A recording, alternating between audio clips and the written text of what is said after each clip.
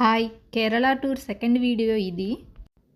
Day 3లో Munnar complete చేసి అలప్పి వచ్చి night అక్కడ స్టే చేసాం.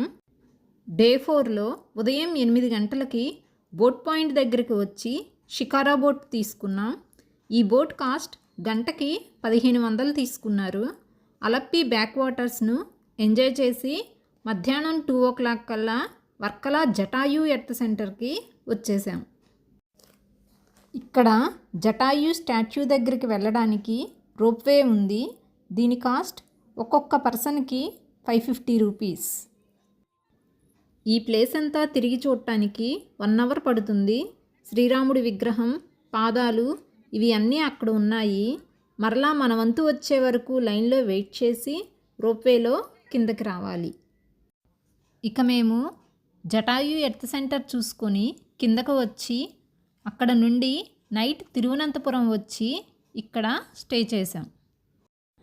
డే 5లో ఉదయం అనంత పద్మనాభ స్వామి టెంపుల్కి వెళ్ళి దర్శనం చేసుకున్నాం. ఇక్కడ టికెట్ కాస్ట్ 50 రూపీస్. మగవారు పంచ, ఆడవారు చీర తప్పక ధరించాలి. చుడీదార్ వేసుకుంటే ఎలో చెయ్యరు. మరలా ప్రత్యేకంగా ధోతి తీసుకొని కట్టుకోవాలి. ఇక అక్కడ నుండి Pazhavangadi Mahaganapathi temple, Attukal Bhagavathi temple, Parashurama temple దర్శనం చేసుకుని చెంకల్ మహేశ్వర టెంపుల్కి వచ్చాం. ఇక్కడ కూడా దర్శనం కంప్లీట్ చేసేసుకొని మధ్యాహ్నం లంచ్ చేసుకొని అజమల శివాలయంకి వచ్చాం.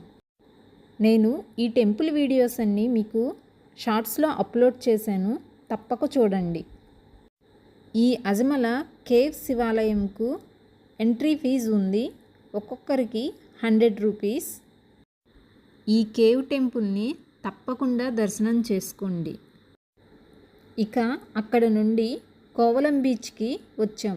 కొంచెంసేపు ఎంజాయ్ చేసి 5 o'clockకి రిటర్న్ బయలుదేరి నైట్ 11 o'clockకి కొచ్చి రైల్వే స్టేషన్కి చేరుకున్నాం. మా ట్రైన్ ఉదయం, అందుకోసం మేము అక్కడ హోటల్ రూమ్ తీసుకున్నాం. ఈ 5 days ట్రిప్ కోసం మేము 14 seater ట్రావెలర్ తీసుకున్నాం. ఓన్లీ ట్రావెలింగ్ కోసం 44,000 పే చేసాం. రూమ్స్, భోజనం ఇందులో కాదు, అవి వేరు. త్రిశూర్లో పికప్ చేసుకొని కొచ్చి రైల్వే స్టేషన్లో డ్రాప్ చేశారు. ఈ వీడియో మీకు నచ్చినట్లయితే సబ్స్క్రైబ్ చేసి లైక్ చేయండి. ఇది మా కేరళ ట్రిప్.